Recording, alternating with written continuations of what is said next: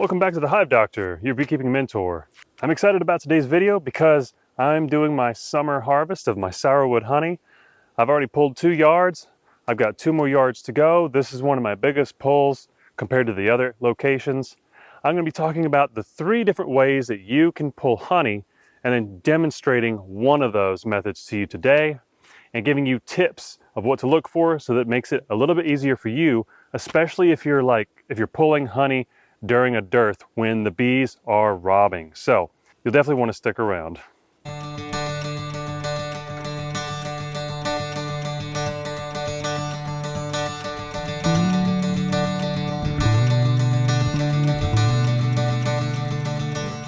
Welcome back, beekeepers. So there's basically 3 different ways that we are able to pull honey, and each has their pros and cons. I'm just going to list them real quick. 1, you could use escape boards. That's where you come into a yard, you start breaking down your hives down to the brood nest, remove the queen excluder, put on the escape board, and then put all the honey boxes back on top.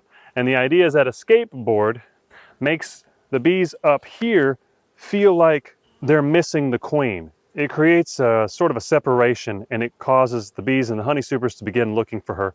And over the next 3 to 4 days, they'll start to exit the honey supers, and they'll go through the escape board down into the brood chamber, and you'll get a lot of bees down there. It'll get crowded pretty quickly.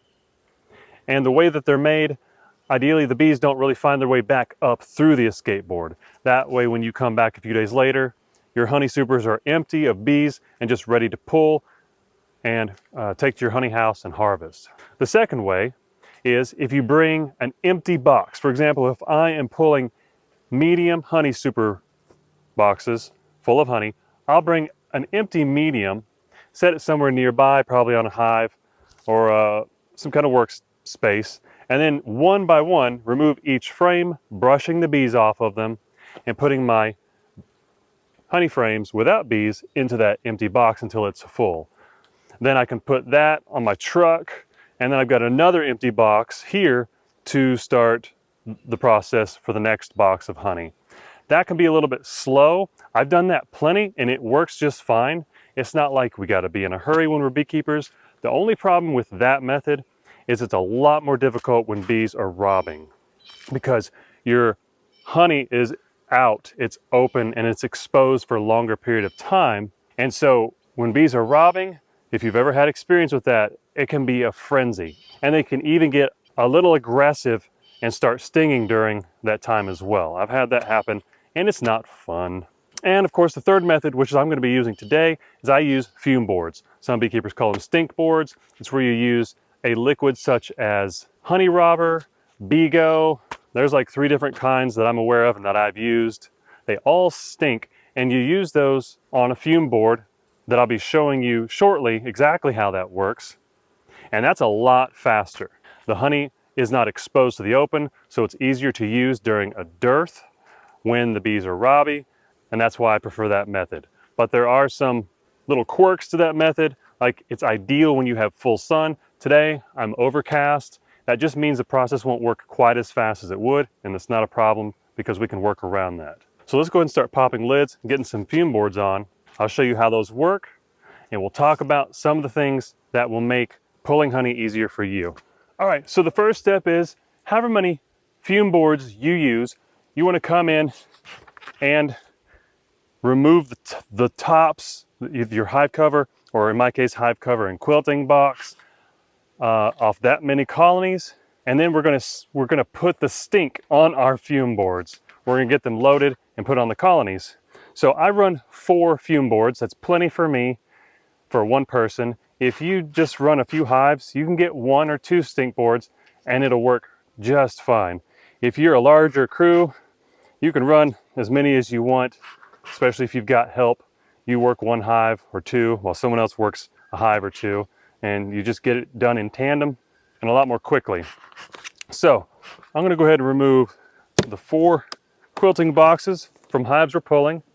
These 2 obviously we're not pulling from because they're splits.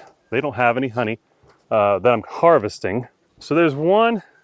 That box is coming off today. And the majority of the colonies in this yard made about 80 pounds of sourwood that I'm taking. They made more than that. It's down in their brood chamber. It's really exciting. I'm glad to see such a pull. All right, there's 2. So in other words, we got some heavy lifting today.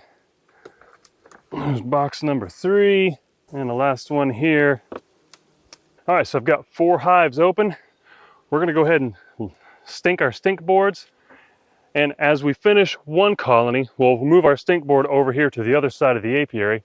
I still have 5 hives over there that we need to pull honey from. So we're doing 4 at a time and juggling the fume boards as we go along. So I'm gonna bring you guys closer so you can see exactly what a fume board is and how I get it ready. Okay, so here's our fume board. This one's a little dusty, but they come black on top. And the reason for that is because these are designed to absorb heat. This needs to get hot. So in other words, this works best in full sunlight. This is what I'm using today. This is Honey Robber. I've used Bego, and there's another one I can't remember the name of, but it smells like cherry Kool-Aid, but you definitely don't want to drink it. So underneath this fume board is a pad. It's absorbent, and it's made for absorbing this. So what we do is, I like to squirt it in all the corners, go back and forth. You want to make sure that this stuff fumes between each frame. Now, as soon as you put this on, it will begin to evaporate. In fact, that's how it works.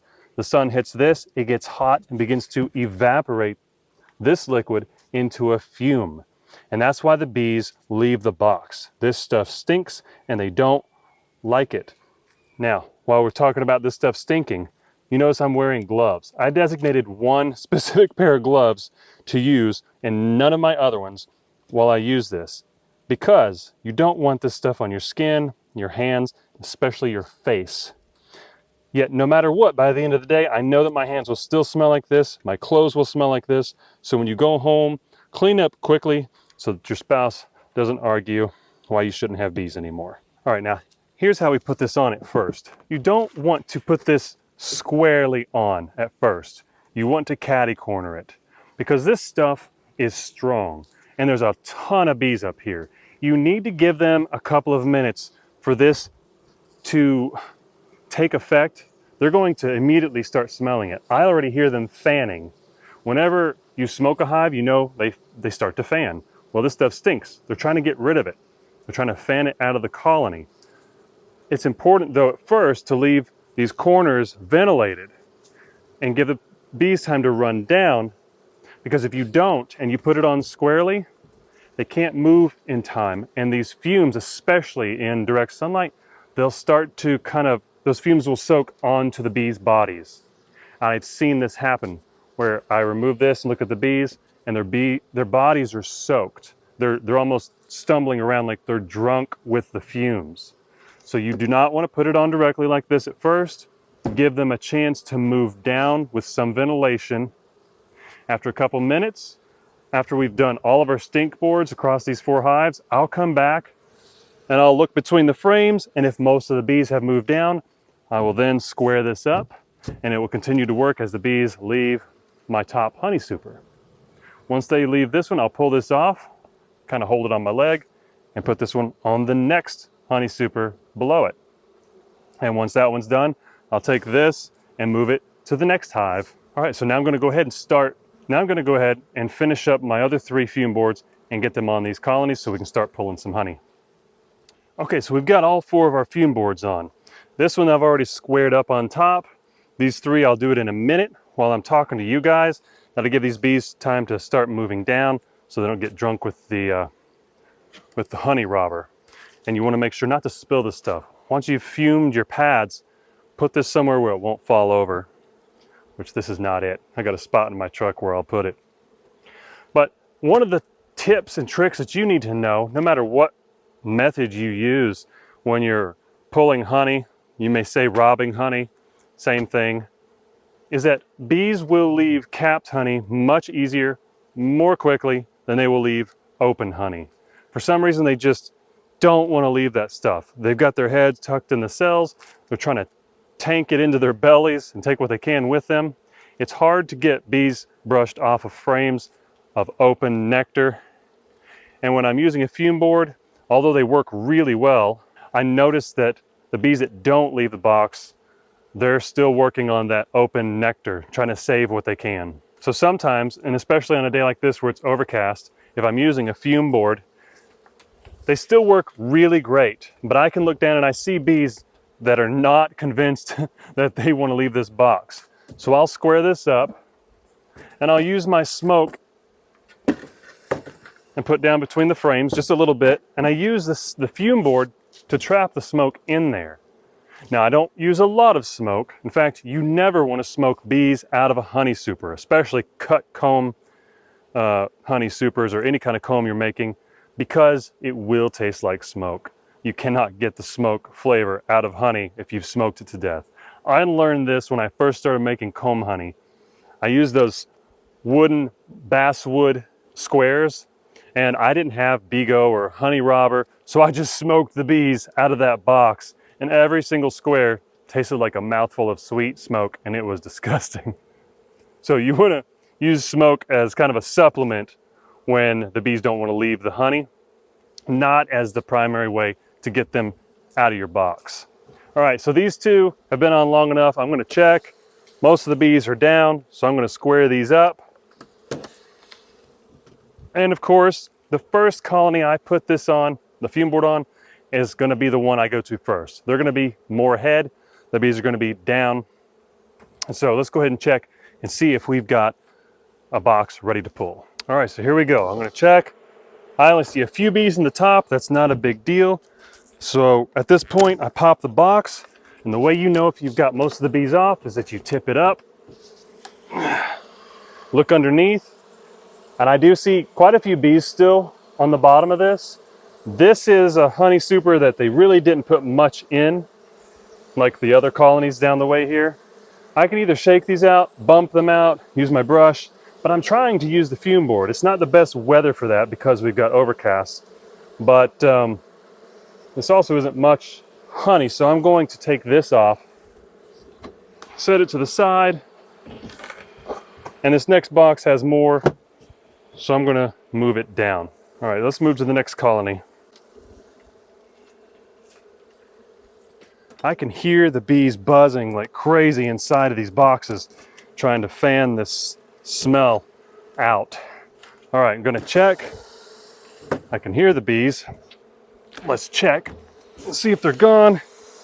There's still quite a few here, and that's mostly because, like I said, this overcast weather. So let's give this a little bit more time for the bees to run down.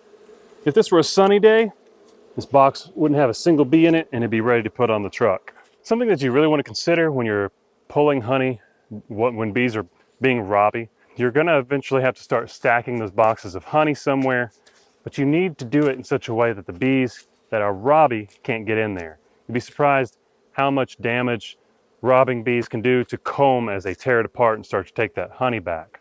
So you want to keep bees from being able to get in the bottom of a box and the top. So as I pull honey from this yard, I'm going to place it on my truck bed here, and I've got a bed slide. And the way that I use it is this bed slide. I made these rails to where they perfectly fit a box lengthwise. So I'm going to put my box in here, it'll sit here, and this is completely solid. It'll keep any bees from being able to come into my boxes from underneath. And then I brought some hive covers right there in my toolbox that once I put a box here, I'll put a hive cover on top. That'll keep bees from getting in through the top. And as I bring another box over, I'll just remove the hive cover, stack that other box of honey on top, put my hive cover back on. Another thing you can use instead of a hive cover is one of your stink boards once you've finished using it. That'll definitely keep bees out. Now my boxes, most of you know, have holes drilled in the front, and yours might too, whether it's on purpose, not hole damage, or just old worn out boxes, used equipment. And that's something you can just push some toilet paper, napkins, or even grass into to keep the bees out so that they're not robbing your honey while you're robbing them. So one thing to note, while I've got this fume board on this colony, it's pushing the bees down. They're going to start getting crowded, and which means also that there's a lot less space in there. So it's less space and it's even more stinky. So the bees are going to start coming out on the face of the boxes. And if you use traditional bottom boards, you'll see them just start to billow out of the hive entrance, climbing the face of the boxes. You want to be careful with that. I mean, you definitely want to get the honey and get it off as quick as you can, but what's going to happen is that the bees will start to billow out, and you really don't want to have your fume boards on too long to where the bees start coming out like that. And when you get down to the last box of honey, you'll want to hurry up and either put on a fresh honey super on top or your hive cover, because if you wait too long, the bees will start to come back up and they will just pour out of the sides, and they will be covering all of the edges of the contact surface where the hive cover sits, and you don't want to squish bees. So that last part of pulling honey is a little bit more crucial timing wise, so that you keep the bees contained and you don't have as many issues or, you know, squished bees when you go to put things back together. Let's see if some of these honey boxes are ready to go home. All right, I'm gonna lift this up. You tell me if it's ready. Not nearly as many bees in there, so I'm gonna take it. I'm gonna set it here to the side. My next honey super, fully capped frames just about all the way across, very little bees in them. Now here's another thing you need to think of when you're fuming your bees down. This honey super is the last one, so directly under it, I've got a queen excluder. Sometimes fuming the bees down to a queen excluder can make it difficult for them to get through very quickly. So what I might do, sometimes if that's the case, I'll pop this box off, remove my queen excluder, put the box back on so that they can easily leave the honey super. And since it's the last flow of the year anyways, that queen excluder needed to come off. So I just leave it off. I make a stack of them. I come back later at a different time and start to clean up the yard, including my queen excluders. Take them back to the honey house and store them for next year. Okay. So you see that right there? This excluder kept all these bees still trapped in this super. They couldn't get out that quickly. So I'm getting rid of that. I'm gonna smoke these a little bit so I don't squash too many bees. I'm gonna put this back on, give them time to come out of the box. And in the meantime, I'll go to the next hive and check on them. Oh, it's heavy. Okay. All right, there are no bees in this box. That's great. And what I like to do, if I have another box, is put one of my legs forward, balance this box on my leg, and then let it prop up against the honey super so I can go hands free. Doesn't matter. This is 50 pounds right here, box and honey. And I can do this, go put this on the truck, and then come over to this next hive and see if that box is ready. Now this particular hive is unique. It's got two queen excluders because I've got a queen excluded in the middle deep. I've got double deeps on here underneath this excluder because this is going to be a cell raiser, one of my queen cell builders. And because that's the case, I'm not actually gonna pull any more from them. I got my queen contained here. When the time comes, I'm gonna be taking this as a walk-away split with the queen in it, and this bottom deep is going to be my cell builder. So this goes on to the next hive. Caddy corner. So another thing to note when you're using fume boards, especially on sunny days when the honey robber will evaporate much more quickly, if you've got a lot of colonies like this, you may have to re-stink your fume board, and that's okay.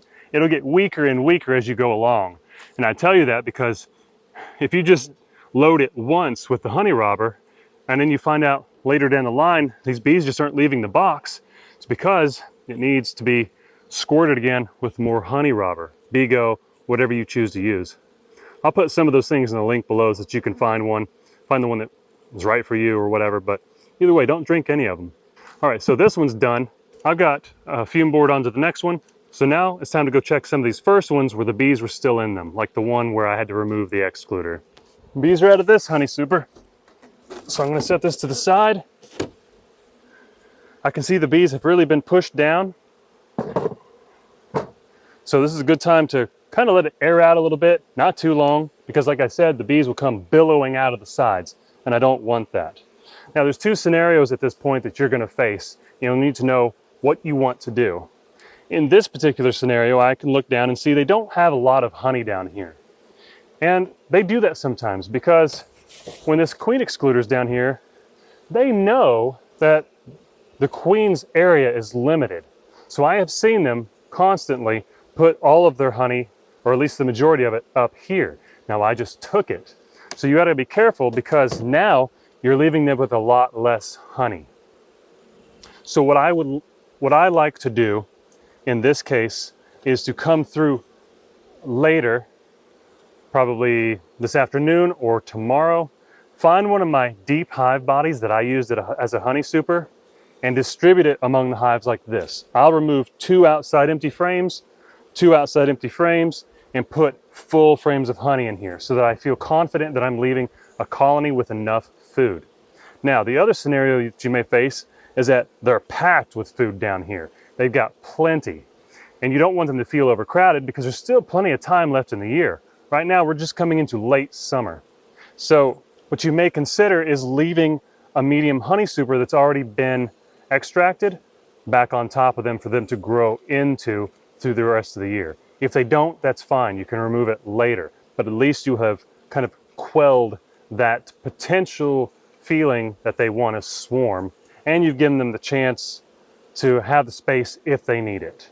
It's better to have a little bit more space than it is to have not enough. But in this case, I will need to come back within the next day or two and distribute some full frames, deep frames of honey into this colony and any others in this yard that look just like it. All right, let's get this on the truck. All right, so back to our first hive. This next box happens to be a deep. It was used as a honey super. I'm gonna take it off. It doesn't have much honey, and the reason for that is this colony was queenless. So they did pretty well for being queenless. Now, they do have frames of food down in here on the outsides. So for now, I'm not gonna worry about them. So next time I come to distribute these frames among the hives that need some food down in this single deep, I will also look for a frame of brood from another colony to give to them so they can raise a queen. Late summer, there's still plenty of time for them to get a queen raised so they can go into the fall with a good population. I'm gonna call this one done. Quilting box and hive cover back on. And once I have pulled this yard, it will be ready to start treating with my oxalic acid vaporizer for mites to start that late summer, early fall-ish. We're not near early fall, but I call it that. It's time to get mites kicked in the butt. I want them to come down in their level, manageable level for the bees, so that I have strong colonies in the fall. Okay, so far I've got, 5 boxes of medium honey supers on the truck. I'm not even halfway through the yard yet. I expect quite a few more boxes that'll come off. I'm gonna take them home, put them in my honey shed and start extracting this evening. But that's basically how it works. I'm gonna go ahead and finish this up. I'm gonna leave you guys to the comments below. Let me know what you think, what you guys do. Love to hear it. Drop me one of these, tell your friends about the Hive Doctor, and I'll keep you updated to see how much sourwood honey we've got this year. So, see you in the next video.